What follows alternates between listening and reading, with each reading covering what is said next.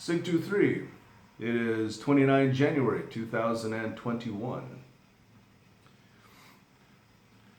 This is again from Fort Observer. And things are getting spicy. Even more so. And they're going to continue to get spicy. So we're starting off with In Focus. The GameStop pump is a populist revolt. In yesterday's In Focus, they wrote about the GameStop trade, where a group of Reddit users, gamers, and trolls have now reportedly caused a total of $23.6 billion in losses for hedge funds and others short selling the GameStop stock. They described it as a form of digital plunder and questioned when social tribes would realize the immense power they could wield by weaponizing things not traditionally thought of as weapons. More than digital plunder, though, this is a populist revolt against the financial elite. Reddit co-founder Alexis Ohanian described it as a bottom-up revolution, adding that he doesn't believe society can come back to a world where this never happened. Anthony Scaramucci of Skybridge Capital described it as the French Revolution of finance. In other words, social bases are realizing that they can build new forms of non-traditional power through tribal communities connected via the internet, which is exactly what you'd expect in a fourth-generation war. Fourth-generation war is waged by tribal entities against each other or against the state, or sometimes both, and it exists because citizens increasingly give their allegiance to their tribes, social, ideological, political, racial, ethnic, religious, etc., rather than to the nation-state. Nationality becomes a secondary or tertiary identity at best. There are probably lots of reasons to explain why this is happening, but I believe it's primarily because unpopular wars, financial crises and bailouts, and public corruption have eroded the federal government's legitimacy over the past 20 years. We know that governments suffering from a legitimacy crisis virtually always lead to internal strife, which is why we're in a protracted, low-intensity conflict likely to last well into this decade. Here's why it gets worse. Instead of taking the losses, the elite class struck back. Reddit restricted access to the Wall Street Bets forum where the GameStop plan was hatched. Chat service Discord deleted the Wall Street Bets server. NASDAQ, the exchange where GameStop is listed, suggested a future trading halt to give investors a chance to recalibrate their positions. And popular trading apps like Robinhood restricted new buy orders on GameStop to reverse the rise of the stock price. There are likely to be new regulations and possibly regulation aimed at preventing another iteration. And there may be even bailouts for Wall Street firms wrecked by this nasty trade reversal. Yes, there was a potential for large losses to worsen if no action was taken, with debt defaults being passed off as losses to banks and insurers, which some say could threaten financial contagion. But the attempts to both limit the damage and erase these tribal villages from the internet will backfire. Instead of giving up, members of the digital populist revolt are vowing to redouble their efforts to drive the GameStop share prices higher and punish the hedge funds, which even if it means financial ruin. On this morning's open, GameStop soared momentarily to $469 and sits at $226 at the time this report was published. This report, by the way, was published yesterday. This is for Thursday. I haven't, the Fort Observer report has not dropped yet for Friday. So, according to NASDAQ data, the 129% of GameStop shares are still in open short positions. Ultimately, this is a net win for populists and another red pill that delegitimizes the ruling class. The extremely online Generation Z was exposed to probably its first glimpse of the system in action, where it's okay for Wall Street to profit from the demise of others, but it's not okay for financial elites to get wrecked. This is probably going to ensure the survival of populism for another generation in what the elites hope is a post-Trump, counter-populist, technocratic society. They're going to be wrong. Significant activity roll-up. From the White House, the Biden administration is developing a commission to study reforms to the Supreme Court and the federal judiciary. Why? At least one commission member has expressed openness to expanding the Supreme Court. Yes, let's do that, shall we?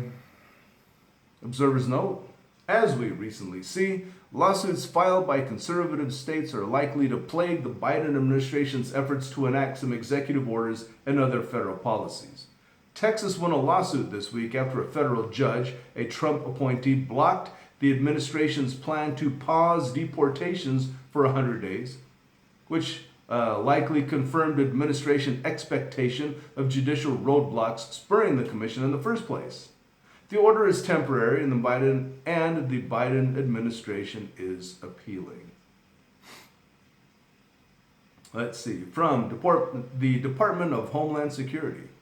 The Department of Homeland Security issued a national terrorism bulletin yesterday, this would have been Wednesday, warning that domestic violent extremists, or DVE, probably yours truly is somewhere in that list, I'm sure, could continue to mobilize to incite or commit violence. Or in the case of one person, being arrested for simply posting memes. Observers note, the report didn't cite a credible or specific threat. They're not discounting the risk of political violence, but this really looks like an attempt to keep this topic in national headlines and create latitude for the Biden administration to pursue domestic violent extremist security policies and possibly legislation. For years, they've reported on accelerationist chatter, while accelerationists have complained about the lack of accelerationist violence. For now, there simply isn't enough right-wing violence to justify the Biden administration's policy plans, which leads them to believe that these efforts are directed towards a future where domestic policies foment unrest, protests, and possibly political violence by right-wing groups or individuals. Biden executive orders, regulation changes, or legislation aimed at gun control will likely be a trigger for renewed unrest, which could follow immediately after these new domestic violent extremist policies and or laws are passed. Low-intensity conflict in some. Leftists employing risk assessment tools. Black Lives Matter activists and anti-fascists are conducting risk assessments when building affinity groups, identifying member roles, and planning for public disruptions. One basic assessment tool they're employing is PEARL, which stands for physical capabilities, emotional capabilities, arrest ability, roles, and loose ends. Observers note, far-left groups continue to riot and carry out disruptions this year, but lack the massive public attendance of 2020. They are utilizing these risk assessment tools, especially considering the wave of federal action against anti-state suspects, in an effort to reduce excessive or unnecessary exposure to law enforcement. In addition, they could allow for better role identification within affinity groups and better planning for higher impact disruptions. Anarchists call for suburban riots to regain the 2020 drive. In response to a loss of momentum of 2020 level riots, the anarchist groups Leveler and Ultra called for leftists to shift their efforts away from large metropolitan areas and focus on the suburbs and smaller cities. They observed that urban areas are heavily policed, awash with surveillance systems, and can easily be cordoned off to stifle rioting. They stated and provided supporting materials that detail the weaknesses and advantages of these smaller cities. They noted that suburban police departments tend to be heavily equipped, but lack the experience and skill to handle unruly crowds. They highlighted the fact that they can be easily provoked into overstepping and responding with disproportionate force. They also noted that these areas often lack proper established law enforcement staging areas, are harder to cordon off, and give the advantage to larger crowds. Finally, they recommended that rioters adopt a tactic of small groups employing vehicles to outmaneuver overwhelmed police, setting fires, looting, and serving as mobile nodes of the riot. Observers note. They've been observing multiple groups proposing the establishment of anarchist hubs in suburban areas or smaller cities. This roughly began in October 2020, when far-left mutual aid groups called for supporters to build infrastructure in smaller cities like Kenosha, Wisconsin, and later in Vancouver, Washington. Moving out of dense metropolitan areas into smaller cities is based on tactical considerations, as well as a likely attempt to avoid isolation.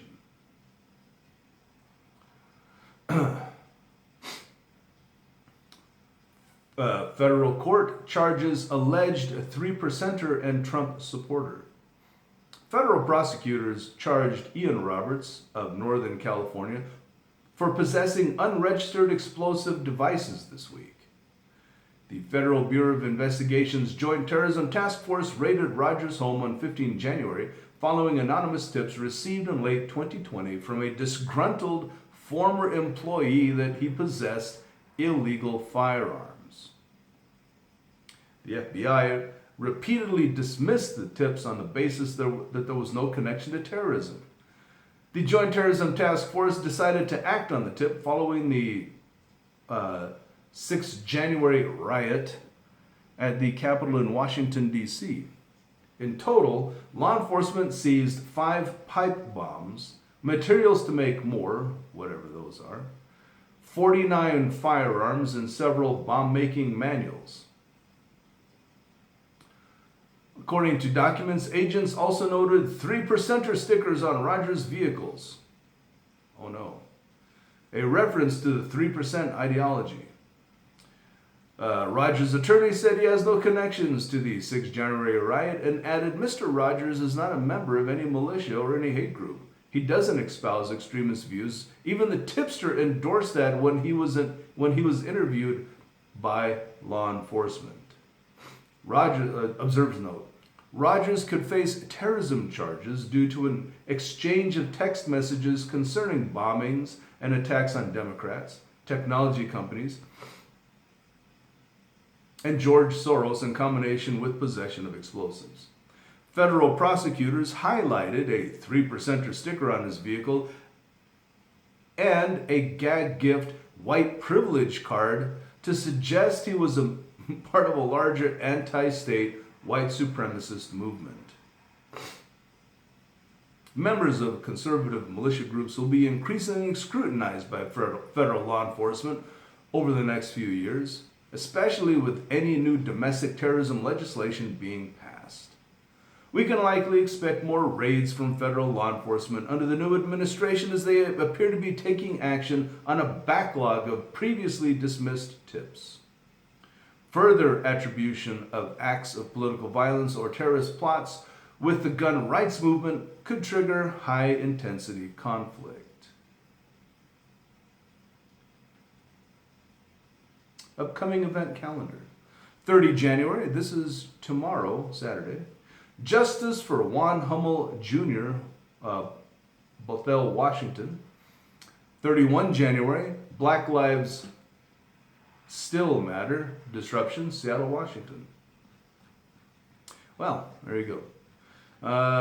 As soon as, when I get home tonight from work, and Friday, and the Friday Ford Observer report drops, I will be posting that too.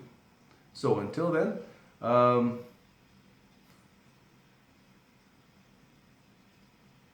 Now more than ever, know who your people are. Know who's in your group. I would say start thinking as much as possible, behaving as much as possible asymmetrically. Because the entirety of the power of the state is about to come down on about 74 million people.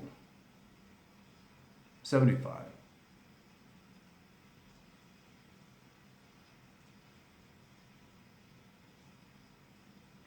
Know who your people are. Watch your six. 623 out.